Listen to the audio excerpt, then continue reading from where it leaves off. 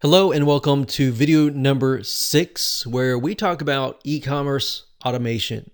So if you run any sort of e-commerce site and you're selling products or services, then this video is for you. If you're not, let's say you're running a WordPress membership site, then you can skip this video and then head to that video. So in terms of automation, it really comes down to what is running your e-commerce shop. If you're running an e-commerce shop utilizing WordPress, you're most likely going to be using WooCommerce simply because it is one of the best and it is leading, and it is actually run by the people who run WordPress. So the code is really good and it's always updated very, very frequently. So if you go to WooCommerce.com, that's WooCommerce.com, and you go under the extension store and you look for a plugin called Automate Woo, and you scroll down, you can get an idea of how it can automate a lot of pieces of your e-commerce store. Now, it is $99. Sometimes you can get good deals whenever they launch something brand new. Sometimes they'll come out with like 20% discounts.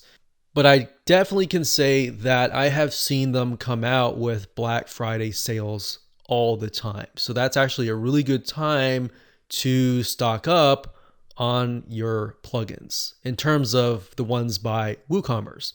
So as you can see, it says here it can automate and optimize communication for your customer in terms of follow-up emails. You can set up the abandoned cart emails. So in other words, if somebody adds something to their cart and they leave, you can contact them. So here are other features that Automate Woo has. So you can win back inactive customers. You can target inactive customers with email marketing campaigns, SMS notifications, review rewards. It basically just makes the life of your customer a lot easier, more fun, to get people to spend more money in your site. Now, bear in mind, this is an e-commerce site, so a lot of these can actually be used for memberships as well. Now, in terms of WooCommerce, if you're just using WooCommerce by itself, you're not using memberships or subscriptions or anything like that, you're just selling products.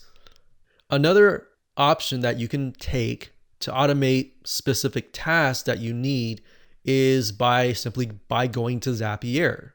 So we talked briefly about this in the previous video. That's Zapier.com. And you'll see when you scroll down and you do a search for WooCommerce, you'll see this.